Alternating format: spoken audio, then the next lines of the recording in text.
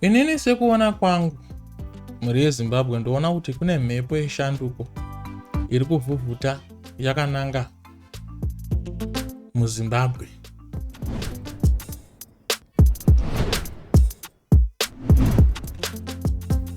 Anyway, today I want to confess that when I came on YouTube, I heard vamwe vanhu vakauya kuinbox kwangu vakanditi sekuru gudo kana muda kuita manumbers mukanga maenda paYouTube endai munodhisa Zanu PF, endai munotuka Zanu PF, munowana mafollowers hobo, munowana masubscribers hobo.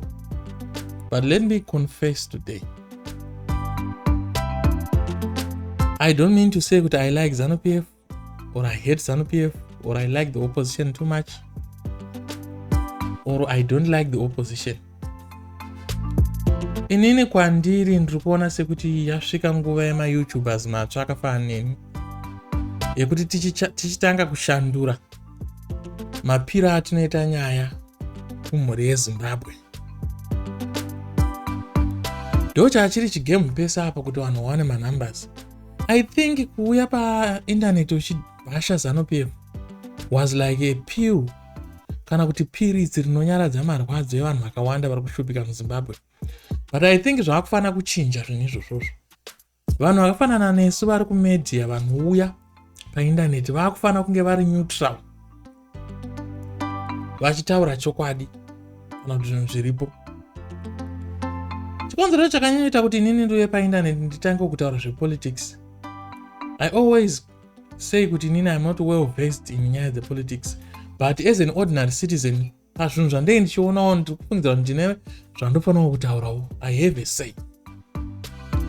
Saka ini ndakaona kuti there's a lot of misinformation, there's a lot of kunyeperana, there's a lot of false hope yatiri kulodherwa misoro yedu kana kuti yatiri kulodhera misoro mevanhu isu sema YouTubers, majournalist nevanhu vakasiyana siyana nemapolitical analyst.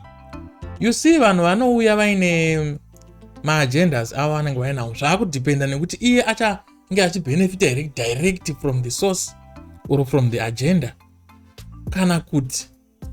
So inini I found out kuti I'm one of those people who are not going to benefit direct from the agenda. Saka there's no need for me kuti ndiuye ndichinyepa ndichiti Zanu PF yatadza iyo yagona kana ndongoshoropodza zvagonekwa neZanu PF nekuti inini ndiri munhu opposition kana kuti ndoregerera opposition ichitadza ndongoti Zanu PF ndakaivenga. Zanu PF yakavengwa navanhu vakawanda, saka inini ndakungosapota opposition even yaita zviri wrong. I think zvinhu zvatiri kuita izvi varumeka, hanzvadzi dzangu, ana sekuru vangu nevazukuru, tiri kugadzira future yevana vedu, tiri kugadzira future yenyika yedu. Tinosvikepi tichimisinforma vanhu, tichipa vanhu information yekunyepa? Ndo zvimwe zvinhu zvezvinhu zvandakaona kuti zviri kudzosera shanduko munyika yedu yeZimbabwe.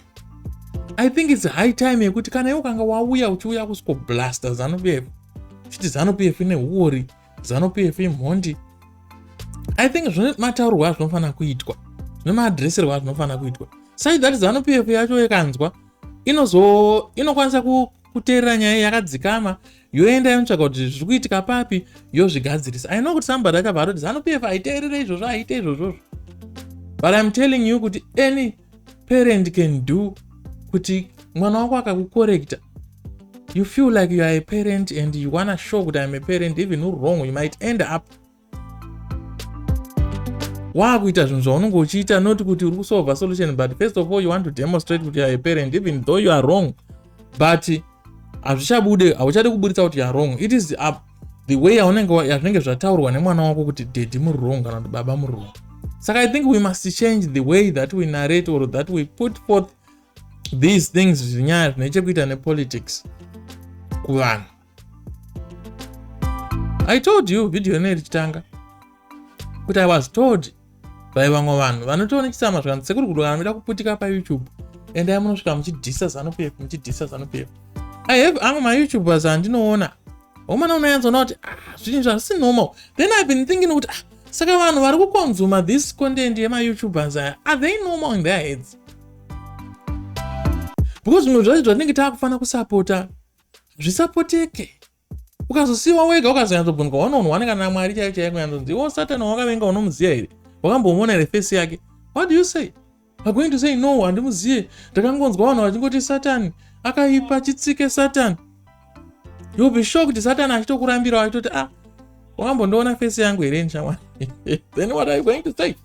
Saka I don't know kuti ndichaluza masubscribers nezvandiri kutaura kana ndichagena more subscribers ndichatukwa here kana ndichadii, but I think it's high time we must change.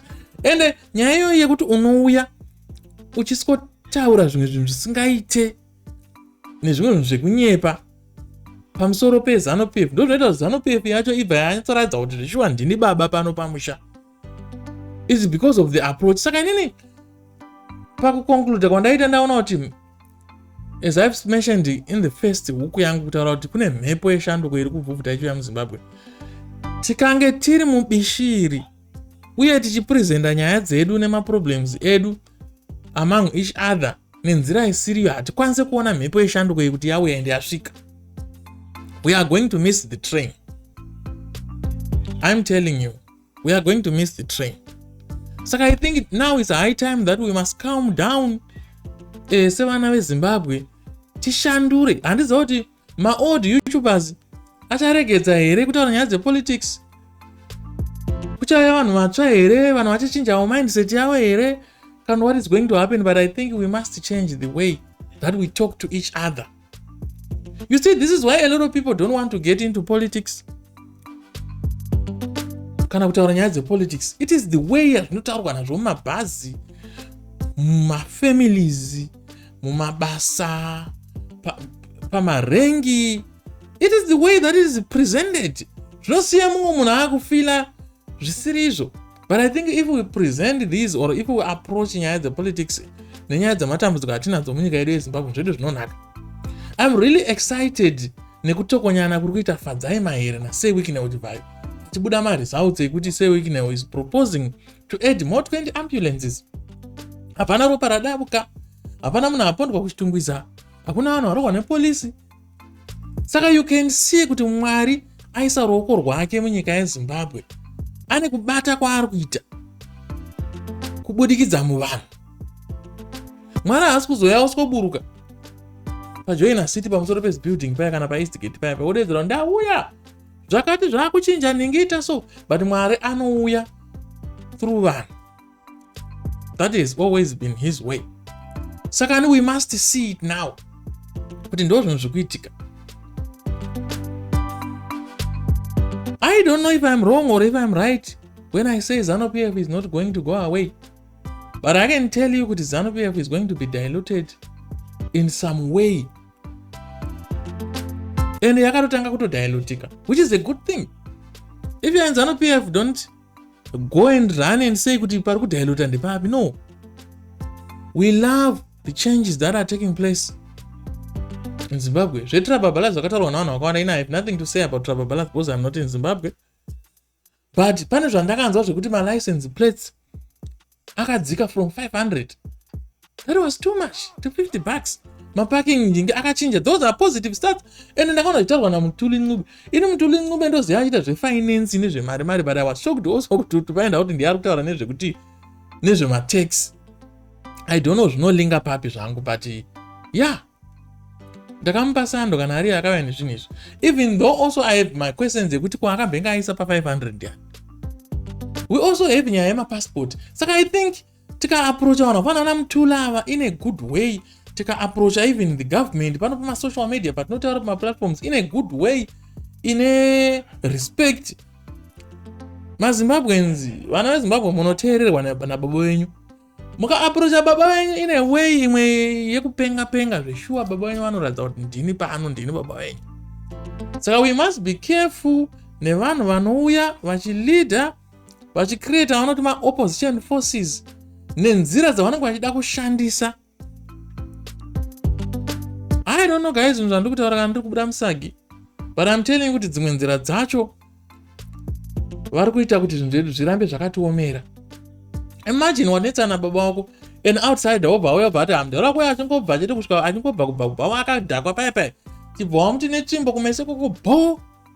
You are going to do that kuna baba wako vakakurera vakakuzvara wauri kutoziva kuti baba vangu vakutofa manje ndini ndinenge nda in charge. Why do you need to do that to your father? Pane zvimwe zvinhu zvinoda kumirirwa nguva, kana zvinoda kupiwa nguva kuti zvipere,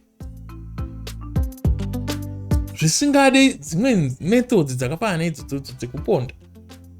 Zvimwe zvinhu zvinoita togara zvakutosvika, ende Mwari anenge achitokutesta aida kuona kuti kana baba vacho anenge achitokutesta maybe sometimes pavanokuomesera vachiti mukira kumunda ende vanogadzirisa muromo wegejo ende akuchigaya varira kuona kuti are you going to be capable to take care of this household, to take care of this heritage, to take care of this wealth if I'm gone? Then ushamwari yakabva damdaro kwanopenga shamwari angakuendesa kuchigaya chamwari kuchigaya papinda munda hayo anopenga. I used to think that way as well, because I grew up with very strict parents. My mother was very strict. She passed away in a bus accident. She was a cross border. My bus accident. I am a cross border. My father also died later because of a chronic disease. This is personal, but the more I say it, the more I already kirwa. Saka, what did I want to say? I've forgotten what I want to say.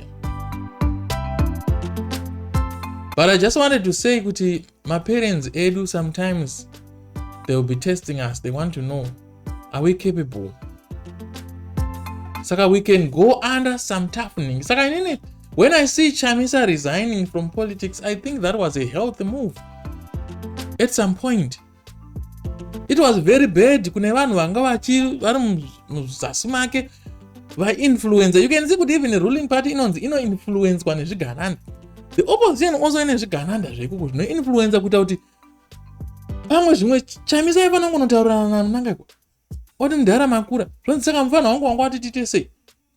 Madi kumbondipa ndimbobata gejo. Amene kana paina wakura mucha unombodzi. Mwe musuru mudiki unombodzi mbobata gejo. Mundara ototungamira. Asi kunogona kuina vanhu vakati aiwa Chamisa don't even negotiate, Chamisa don't even do this. And Chamisa ended up not even biting a piece of the cake. Kusvikira atozoudzwa kutonzonzi iwe. Tisu tinotonga chinhu ichi. Zvokuti Chamisa akasvika pakupera power kunyanzona kuti hapana zvaari kuita. So I don't blame Chamisa after deep thinking, and I'm asking you to deep think as well. You are going to see things in a different way. So I believe kuti kune machanges ari kuitika, but haasi kuzoitika nenzira dzatanga tichida as maZimbabweans. Achaitika nedzimwe nzira dzatanga tisingafungidzire, but still we are going to get the same result yekuti upenyu hwemaZimbabweans huchatirerukira.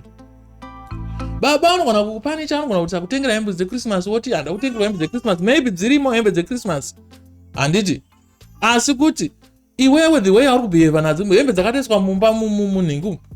Dzakatoiswa mubedroom pasi pembedha. You get what I'm saying? But vari kumirira kuda kuona kuti are you going to behave?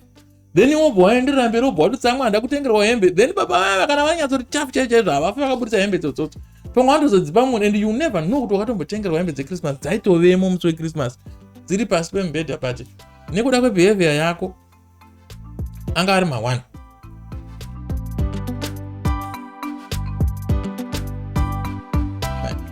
So guys, kwakurungovhurana pfungwa.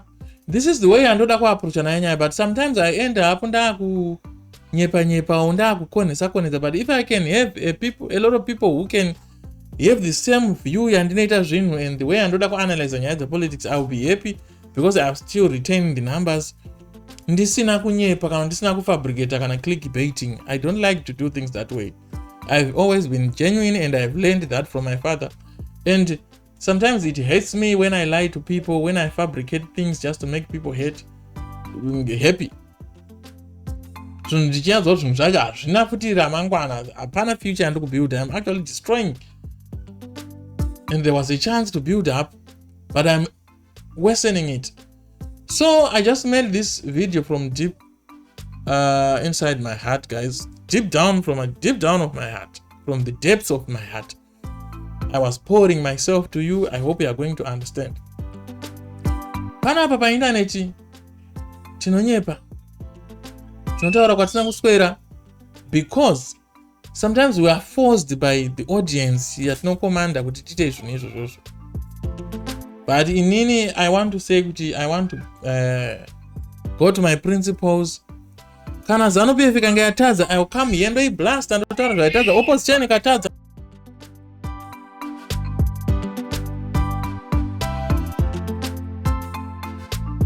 Kana Zanu PF ikatadza, ndo yapana ndoi blast, kana opposition ikatadza, ndo yapana apa ndoi blast again. Zviri fair, but zvinoita kuti tibude result ne solution, inoita kuti tigadzirise zvinhu zviri kunetsa, tobuda neanswer uru ne solution. I've seen kuti kuna vamwe vanhu vanorarama muchaos. You see, kana dust rikafumbuka paya, kana kuti rambe rikadzima, ndopakazodosana pakazobuda enzi wapusa. Kuna vanhu vanoenda kunobata vakadzi mazamu murima. Kuna vanhu vanosurvive nechaos who depend on chaos. Saka vanhu ivava huruva ikadzikamira kudai, kana mumba mukaita chiedza, vanoenda kukuona unodai, vanoda kuti vanhu varambe vachinyongosvana. Saka sometimes at some point uchaona kuti even internet depend on chaos. But sometimes kuna zvinhu zvatisingafani kupesvedzera kana kuisa parafini kuti zvibvire zvitsve, zvatinofana kungoapproacha zvisati zvabvira kuenda kumberi, totozvidzima, and we can save a lot from doing things that way. So guys, let me know in the comment section if you found this piece of video helpful. Let me know in the comment section. Please, vanhu veopposition, I want you on this platform. Vanhu veruling party, Zanu PF, I want you on this platform. Ordinary citizens, I want you on this platform. And I believe kuti kunhu kwatakananga uku it is healthy kuti tese tinosangana panhu pamwe chete, tibvise mabhachi emauniform atinawo atakazvipa, tiite munhu one. Maybe we can come up with something. Maybe my dreams achangirai will come true. My ideas achamisa will be fruitful. And zvinodikanwa neZanu PF zvichaita sei futi. Zvinhu izvozvo zvichanosvika pazvichamajor, zvoita work in harmony, zvoita work together for good. So to all Zanu PF comrades, I salute you. To all opposition comrades, I salute you. Besides, hakuna pekuti kunze kunongoramba kuri masikati kuine zuva kunotovira. Hakuna kokuti kunoramba kwakavira kusina zuva rinotobuda. Saka Mwari akatodesigna zvinhu izvozvo, there is always opposition and chi. Saka it is a healthy ecosystem iyoyo inenge yakadaro iri balanced, iri well balanced, but tungoti the way inochinjana zuva neusiku, masikati neusiku, hazvingoti wato usiku. Munozviona kuti zuva rinoenda mbichana richivira. That transition iyoyo iri smooth. Saka that is the same transition inodikanwa also when we behave sevanhu and when we are aware of the natural way of things, how things happen. You understand what I'm saying? So thank you guys. My name is SGP Kano Sekuru Kudo Picture TV. Let me know in the comment section if you like this video. Share it with many other people if you think this video had some value in it. Tokumbirisa wanda kusubscribe. Please subscribe on the kure. I have a target of something like 100,000k by the end of the year, and I would love kuti ndinge ndiri genuine when I create content, when I come here analyzing stuff, when I bring news to you, kuti at least tibude tine something chatawana chinobatika pane kuti tingoenda takatsangudzana kana tichifadzana nenhema kana kupanana chinhu chinonzi false hope.